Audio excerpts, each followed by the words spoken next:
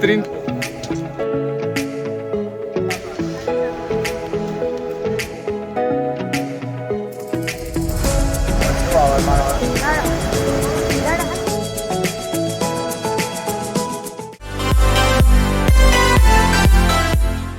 Hello everyone, welcome to my channel guys. मेरा नाम है आकृति और आज हम जा रहे हैं इंडियाज़ लास्ट विलेज, भारत का आखिरी गांव माना गांव, जो कि सिचुएटेड है डिस्ट्रिक्ट चामोली उत्तराखंड में और जिसकी ऊंचाई 3200 मीटर की ऊंचाई है।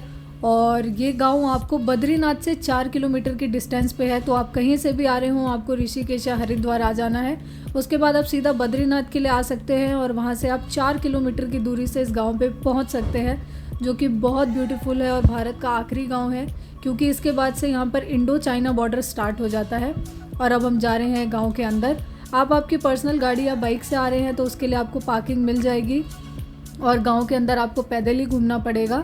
तो पार्किंग के जो चार्जेस है मैं डिस्क्रिप्शन बॉक्स में मेंशन कर दूंगी। वैसे कार का 50 रुपये है और बाइक का 20 रुपये है। तो अब हम गांव के अंदर जा रहे हैं। तो यहाँ पर 2 रास्ते जाते हैं और दोनों रास्ते बाद में आपको एक ही जगह पर मिलेंगे। तो हम आगे वीडियोस में देखते हैं कि हम जिस रास्ते से गए उस जगह हम कहाँ कहाँ पर घूम सकते हैं।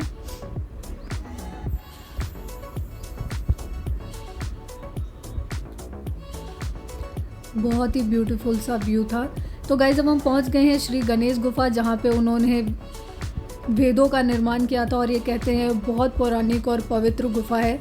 इसके बाद हम यहाँ पे जा रहे हैं वेद व्यास गुफा जी के लिए और ये रास्ता उसी सेम रूट से ही जाएगा। और यहाँ पे आप देख सकते हो बहुत सारे फ्लैग्स हैं और यहाँ पे भारत के आखिरी चाय की दुकान। तो जब आप गांव में एंटर करते हैं तो आपको बहुत सारे शॉपकीपर्स ऐसे मिलेंगे जिन्होंने ऐसा बोर्ड यहाँ पे लगा रखा है कि भारत की आखिरी चाय की दुकान या कॉफ़ी का स्टॉल।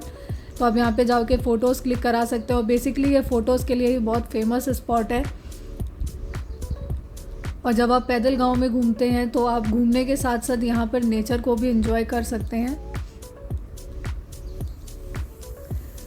तो अब हम जा रहे हैं श्री वेद व्यास गुफा जी में और इसी गुफा के अंदर बैठ के वेद व्यास जिसने महाभारत की संरचना की थी। और आप जो देख रहे हैं ऊपर जहाँ पर व्यास पोथी लिखा है पूरा पत्थर का है। तो उन्होंने जब महाभारत लिखी तो उस वक्त उन्होंने उसे पत्थर में कन्वर्ट कर दिया था ताकि कोई उसे फाड़ ना सके या ख़राब ना कर सके।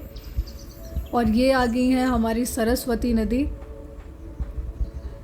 तो सरस्वती नदी जी का फ़्लो इतना ज़्यादा तेज़ था और इस नदी के पीछे भी एक कहानी है। ऐसा कहा जाता है कि सरस्वती जी को गणेश जी ने श्राप दिया था, जिस वजह से उनका जो जिसे स्रोत बोलते हैं या जहाँ से सरस्वती नदी शुरू होती है, जब आप देखेंगे तो आपको पता ही नहीं चलेगा कि नदी शुरू कहाँ से हो रही है। तो जो उनको श्राप मिला था तो उनको यही श्राप था कि आपका स्रोत गायब हो जाएगा और आप यहाँ से पाताल लोक में बहेंगी। तो आप ये देख सकते हैं सरस्वती नदी के साथ में ही यहाँ पे एक मंदिर भी अभी न्यूली बन रहा है। जब हम गए थे उस टाइम भी उसमें कंस्ट्रक्शन चल रहा था। तो आप जब जाएंगे तो उस चीज़ पे ज़रूर गौर करिएगा कि नदी निकल कहाँ से रही है, ये चीज़ आपको पता नहीं चलेगी। तो नदी बह कर पाताल लोक की तरफ जा रही है। ये उनको श्राप था सरस्वती जी को, जिसका भाव बहुत ही ज़्यादा तेज़ था।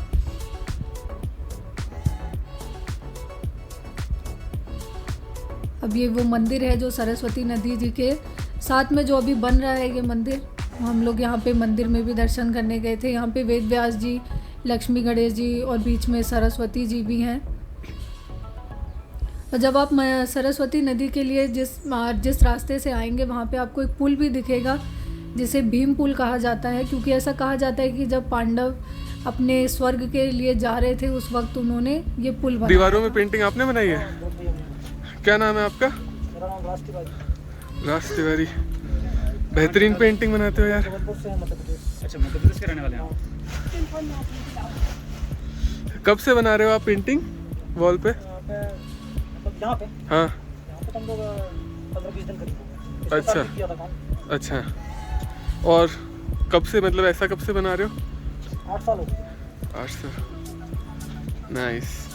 तो जैसा कि आपने सुना यहाँ पे इन लोगों ने बहुत टाइम से लोग पेंटिंग्स बना रहे हैं पूरे। जब आप गांव में एंटर करेंगे तो आपको हर घर के पीछे बहुत सुंदर पेंटिंग देखने को मिलेगी, जिस वजह से जो गांव की खूबसूरती है वो इतनी ज़्यादा सुंदर है। हर पेंटिंग में कुछ ना कुछ अलग है। महाभारत और पुराणों से जुड़ी हुई ये पेंटिंग्स हैं। तो गाइस इसके अलावा माना गांव में आप नीलकंठ पीक, तप्त कुंड, वसुधारा फॉल्स, व्यास गुफा, भीम पुल, ये सारी चीज़ें भी घूम सकते हैं। और ये बहुत फेमस स्पॉट है, यहाँ पे लोग यहाँ पर फोटोग्राफी के लिए ज़रूर आते हैं। ऊपर एक फ्लैग है जहाँ पर यहाँ पे फ़ोटोग्राफीज़ होती हैं। तो अब हम यहाँ से निकल गए थे वसुधारा फॉल्स के लिए, और वसुधारा फॉल्स का डिस्टेंस यहाँ से 9 किलोमीटर का है। और हम निकले तो थे ट्रैक करने के लिए, लेकिन हम कंप्लीट नहीं कर पाए क्योंकि हम बहुत लेट हो गए थे। तो अगर आप वसुधारा फॉल ट्रैक जाना चाहते हैं तो टाइम से निकले, ताकि आप वो ट्रैक कंप्लीट करके शाम को वापस आ पाएँ।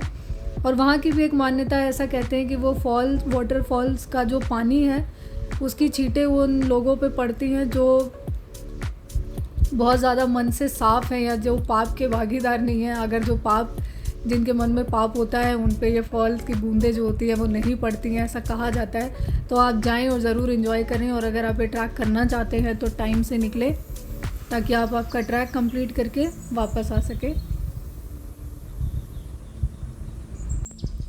सो आई होप गाइस कि आपको वीडियो ज़रूर पसंद आया होगा। अगर मुझसे कोई भी चीज़ मिस हो गई हो तो मुझसे कमेंट सेक्शन में पूछे, मैं आपको सारी इन्फॉर्मेशन दूंगी।